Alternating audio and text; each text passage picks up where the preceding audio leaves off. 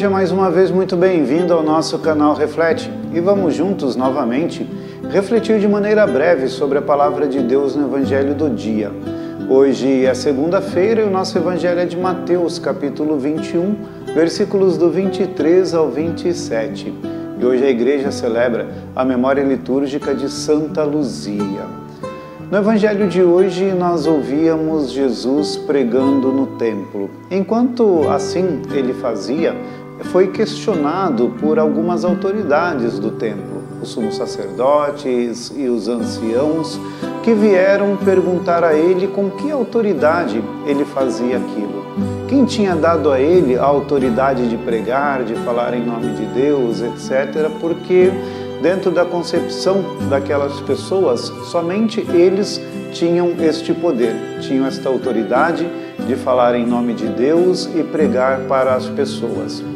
Mas Jesus não responde à pergunta daqueles anciãos e daqueles sumos sacerdotes. Pelo contrário, Jesus lhes propõe como se fosse uma espécie de desafio, dizendo: eu vou fazer uma pergunta a vocês, se vocês responderem, eu também vou responder a pergunta de vocês. E a pergunta que Jesus faz aos anciãos e aos sumos sacerdotes era de onde vinha o batismo de João, se vinha dos homens ou se vinha dos céus, o batismo que João Batista realizava.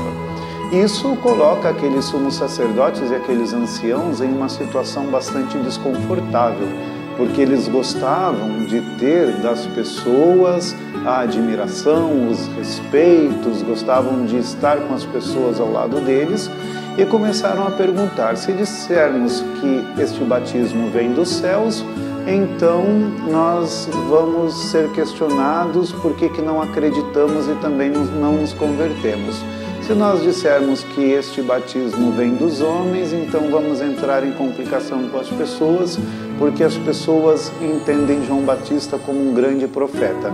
Então, por causa disso, para não se comprometerem, isso é uma atitude vergonhosa, porque não quiseram se comprometer nem com aquilo que eles mesmos acreditavam. E por causa disso deixam de responder, por uma conveniência que era para eles muito mais simples e muito mais fácil do que se comprometer com aquilo que eles acreditavam.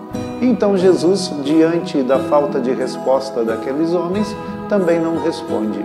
Isso deixa claro, portanto, qual que era a forma de agir daquelas pessoas. Não agiam de acordo com a verdade, mas estavam novamente, como já tenho dito nos últimos dias, agindo conforme a própria conveniência. E nós precisamos entender que para poder seguir o Cristo não podemos agir desta forma. Se acreditamos, precisamos assumir aquilo em que acreditamos, não ser como estes homens que questionaram o Cristo, ficaram com medo de assumir aquilo que eles mesmos acreditavam.